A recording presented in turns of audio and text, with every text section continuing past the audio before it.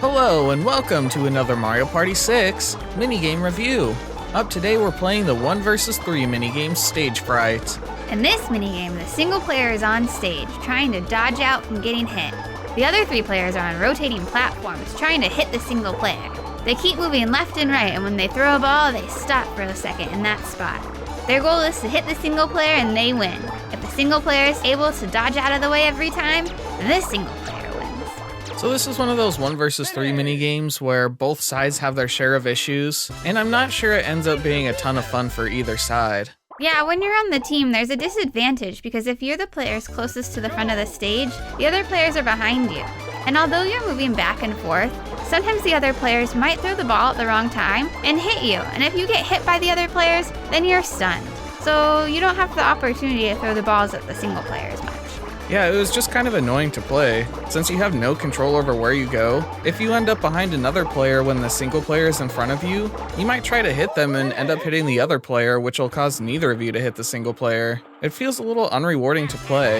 I had more fun as a single player, but I know you didn't. Yeah, I had a really hard time playing as a single player. I just couldn't dodge out of the balls fast enough.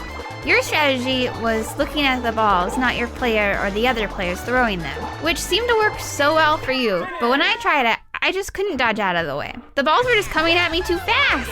It's definitely really difficult, and I still lost sometimes too. Yeah, but you're a lot better than I was.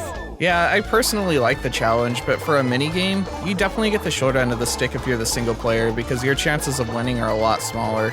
Yeah, I feel like you should be able to get hit a couple times, maybe even 3 times. That would probably make the challenge a little more even for both sides. But like I said, I did like it. It's fun trying to dodge out of the way, even if you do lose a lot of the time. One thing I noticed was that when you're throwing balls, you're not keeping to the same color.